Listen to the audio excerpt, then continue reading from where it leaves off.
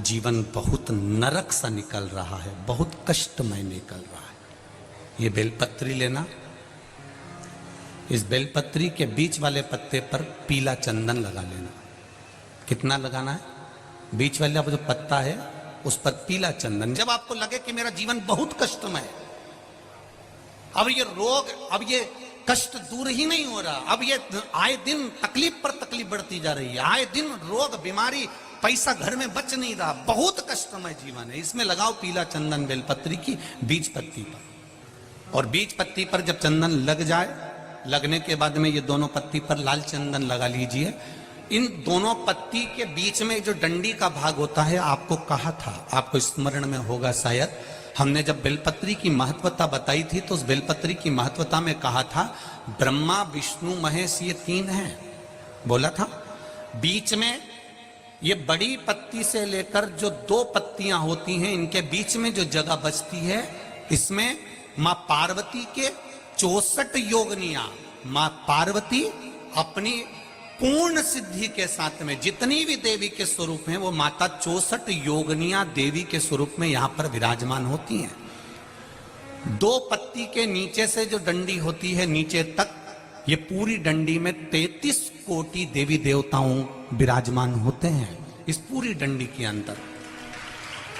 तो ये बीच वाली पत्ती है, ये जो बीच वाली पत्ती का जो भाग होता है, इस पत्ती के भाग में शहद का प्रयोग कर कर, यहां पीला चंदन, लाल चंदन, लाल चंदन, शहद का प्रयोग कर कर, इसी तरह से पकड़कर ये बेलपत्री की जो डंडी है वो अशुक सुंदरी पर जब आप समर्पित करें तो जहां से जल बहता है उस ओर पर इस पत्ती को चढ़ाकर केवल आपके हृदय की बात कहकर देवाधिदेव महादेव से कोई भी शिव जी का मंत्र, पंचाक्षर, नमः शिवाय, षडाक्षर, ओम नमः शिवाय, श्री शिवाय नमस्तुभ्यम, या महामृत्युंजय मंत्र, जो शिव का मंत्र हो आपके पास में, उसको बोलते हुए देवाधिदेव महादेव को धीरे धीरे जल की धार चढ़ाना प्रारंभ करो। जल की धार जब पूर्ण होने लगे, उसमें थोड़ा जल बचे, तब अशुक सुंदरी पर जो तुमने बेलपत्र चढ़ाई है वहां उस जलधार को चढ़ाएं। ये प्रयोग आपको केवल सोमवार की अष्टमी पढ़ने पर ही करना है। कौन से दिन करेंगे? जम के बोलिए जरा। सोमवार की अष्टमी पढ़ने पर यह प्रयोग करें और जल चढ़ाकर बाबा से विनती कर कर उसी बेलपत्र को वापस उठाकर कहीं जलाशय में या किसी पेड़ के नीचे विसर्जन कर दें और एक लोटा जल वहां भी चढ़ा दें। बस निवेदन कर कर आ जाइए, मेरा बाबा 3 माह के अंदर हाथ जरूर पकड़ेगा और आपको दलदल से बाहर निकाल देगा। पत्र वही है जिसको आप हमेशा चढ़ाते आए, जल भी वही है जिसको आप हमेशा चढ़ाते हैं, चावल भी वही है जिसको आप हमेशा चढ़ाते हैं। जब मनोरथ के मुख में फेन आया, वो फेन उड़ा, उड़कर शिवजी जहां पर तप कर रहे थे, साधना में लीन थे, वहां पर वो फेन चला गया।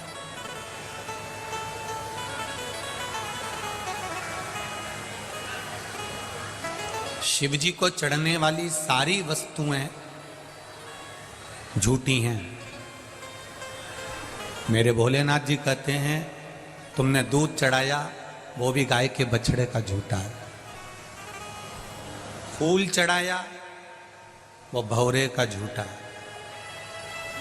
मीठे का भोग लगाया वो चींटी चीटा मक्खी का झूठा है।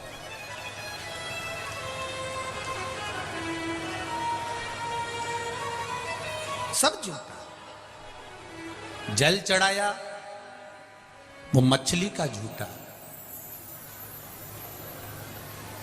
जितनी भी वस्तु हम भगवान शंकर को दे रहे हैं वो सब झूठी है। शिव जी कहते हैं ये सारी वस्तुएं झूठी है। ये ब्रह्मा जी भी कह रहे हैं भगवान विष्णु को, भगवान नारायण से कह रहे हैं ब्रह्मदेव कि शंकर भगवान को जो भी चढ़ा वो सब झूठा है, शिव जी को जो चढ़ा वो झूठा है। इसके बाद भी शंकर भगवान राजी रहते हैं अपने भक्तों से। शिव जी उसके बाद भी राजी रहते हैं अपने भक्तों से। उसका कारण क्या है? शिव महापुराण कहती है उसका केवल एक कारण है। शंकर भगवान ने ब्रह्मा जी से कहा, ब्रह्मदेव तुम कहते हो कि मुझे चढ़ी हुई सारी वस्तु झूठी है, पर एक बात शंकर भगवान ने ब्रह्मा जी से कह दिया जल झूठा है, दूध झूठा है, फूल झूठा है, मिष्ठान झूठा है, मैं मानता हूं सब झूठा है, पर जो मुझे चढ़ाने आया है उसका दिल सच्चा है। जो मुझे समर्पित करने आया है उसका आत्मा, उसका मन, उसका चित्त सच्चा, उसका हृदय सच्चा। अब आप लोग अगर आए हो,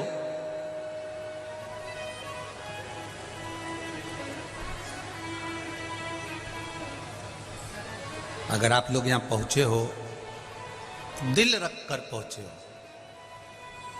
यहां कुछ भगवान ये नहीं देख रहा है कि तुम क्या लेकर आए हो, भगवान ये देख रहा है कि तुम निर्मल मन सो मोही पावा, मोही छल छिद्र कपट ना।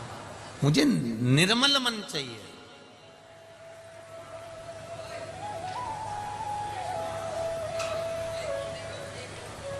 मुझे निर्मल चित्त चाहिए। और वो निर्मलता कहां से आएगी? वो कहीं दूसरी जगह से प्रकट होने वाली नहीं है, वो कहीं दूसरी जगह से प्राप्त नहीं होगी। वो निर्मलता आपका जो कोमल भाव है, मन है, हृदय है, चित्त है, भगवान की अविरल भक्ति है, बस उसी से प्राप्त हो।